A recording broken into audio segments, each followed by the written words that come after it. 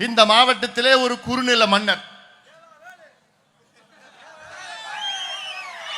ஏழுமலை வஜ்ரவேலு.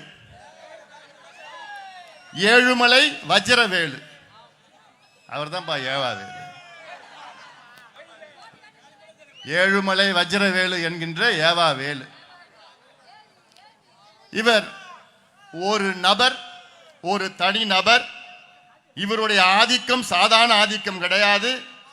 இவர் எல்லா கட்சியிலும் இருந்து இன்று திமுகவிலே இங்கே ஆட்டி படைத்துக் கொண்டிருக்கின்றார்கள். திமுகவில் முதலமைச்சர். காரணம் என்ன? டப்பு மணி எவ்வளவுதான். இதை வைத்து என்ன பண்ண போறாரு? அதாவது இங்கே மேல்மா விவசாயிகள் இங்கே வந்தார்கள்.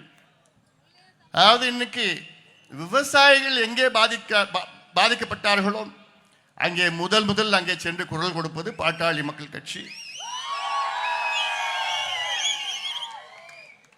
அந்த அடிப்படையில் மேல்மா அங்கே பகுதியில் பக்கத்தில் சிப்காட், இந்த செய்யார் சிப்காட் வளாகம் அலகு ஒன்றிலே 800 ஏக்கரிலே சிப்காட் அலகு ஒன்றிலே, அலகு 2லே 2000 ஏக்கர் எடுத்து விட்டார்கள்.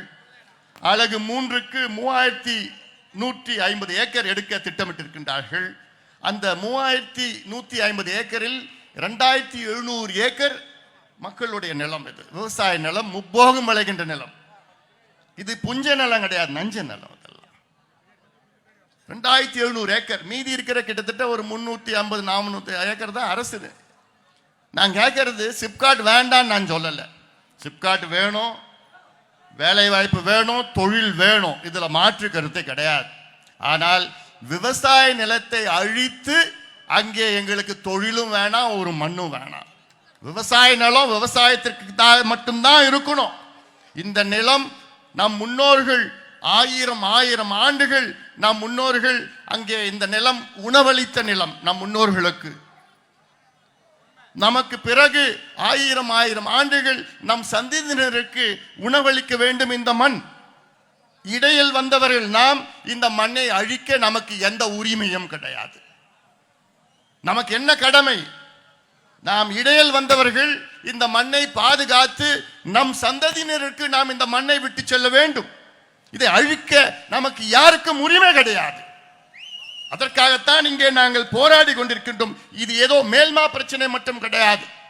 தமிழ்நாட்டில் எங்கே விவசாய நிலம் பாதிக்கப்பட்டாலும் அங்கே உடனடியாக சென்று அங்கே போராட்டம் செய்து அதை தடுத்து நிறுத்துவதுதான் பாட்டாளி மக்கள் கட்சியினுடைய கொள்கை. அது